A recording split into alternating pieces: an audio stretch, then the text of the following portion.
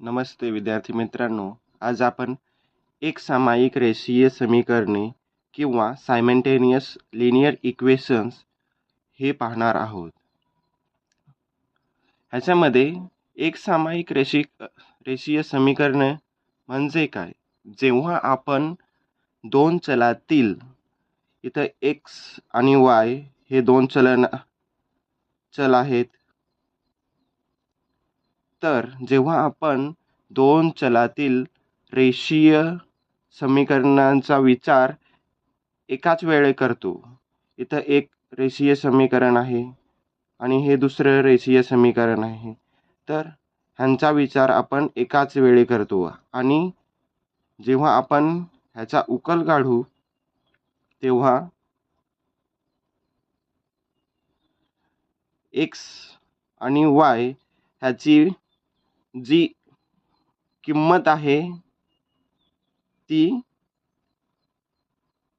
आपल्याला अशा प्रकारे मिळणार आहे.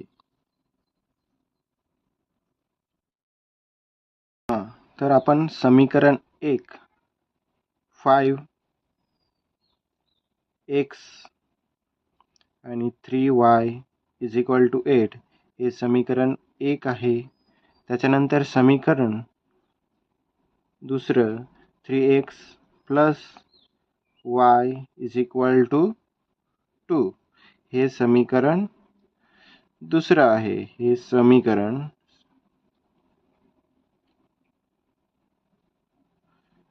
हे दोन समीकरणं आहेत. तर आपल्याला x आणि y ची किंमत काढायची आहे. तर इथं आपल्याला त्याच्या x आणि y ची किंमत काढण्यासाठी आपल्याला x ची किंवा y ची किंमत काढण्यासाठी x किंवा आपण y इलिमिनेट करू शकतो.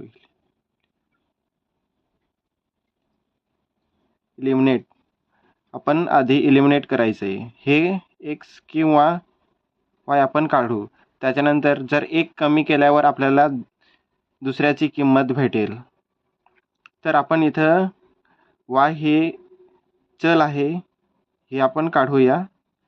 तर हे काढण्यासाठी आपण जे समीकरण दुसरं आहे, समीकरण 3x + y = 2 या समीकरणाला आपण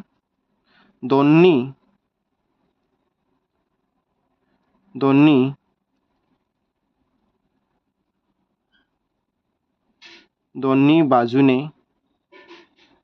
3 ने गुणूया.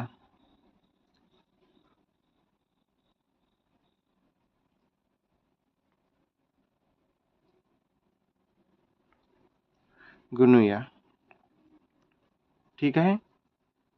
तर गुणल्यानंतर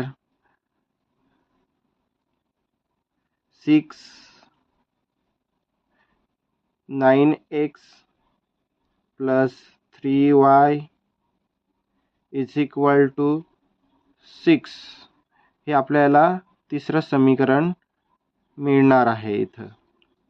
त्याच्यानंतर तिसरं समीकरण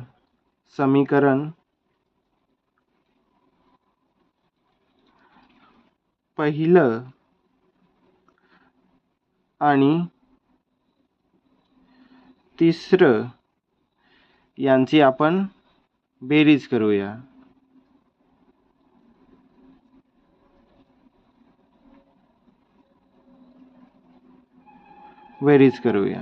चला तर आपण लिहूया. समीकरण 5 पहिलं 5x 3y = 8 + 9x + 3y = 6. तर 6 आणि 8 किती होणार? 14.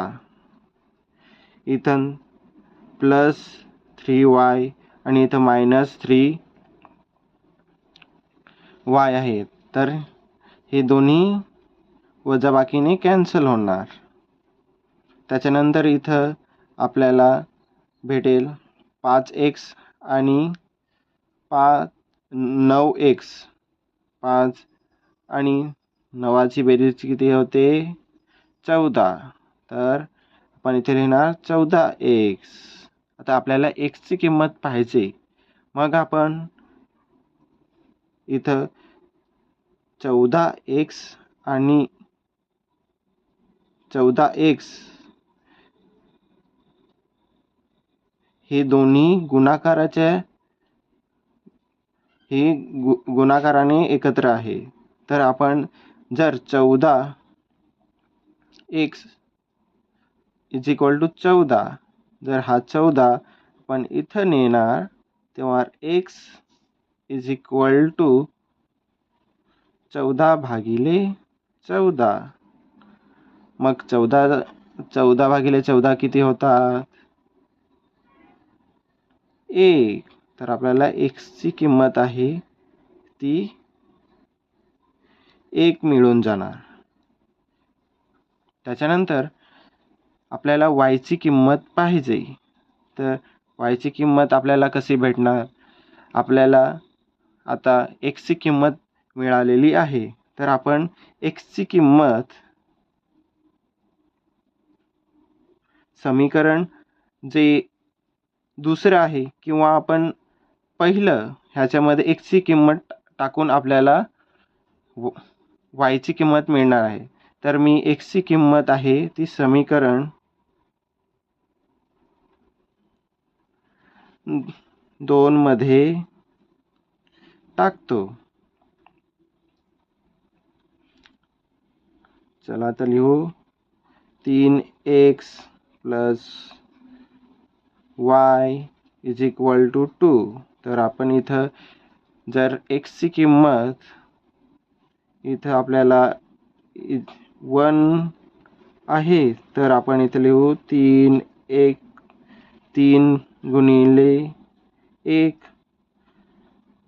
Plus y is equal to 2. तर आपण ह्यांचा गुणाकार किती येणार 3 plus y is equal to 2. हे 3 इकडे गेल्यावर ह्या बाजूला गेल्यावर किती होईल y is equal to 2 minus 3. तर 2तून 3 गेले तर आपल्याला ह्याची y ची किंमत मिळणार आहे -1. तर आपल्याकडे x ची किंमत 1 आहे आणि y ची किंमत -1 आहे. तर आधी आपण इथं समीकरण पाहिलेलं होतं. ह्या प्रकारे आपण x आणि y ची किंमत लिहूया. चला तर x, y is equal to 1, -1. ह्या प्रकारे आपण इथं लिहिणार आहोत. इथपर्यंत कळलं सगळ्यांना? आता आपण पुढच्या व्हिडिओमध्ये दुसरं समीकरण पाहणार आहोत. चला भेटूया नंतर.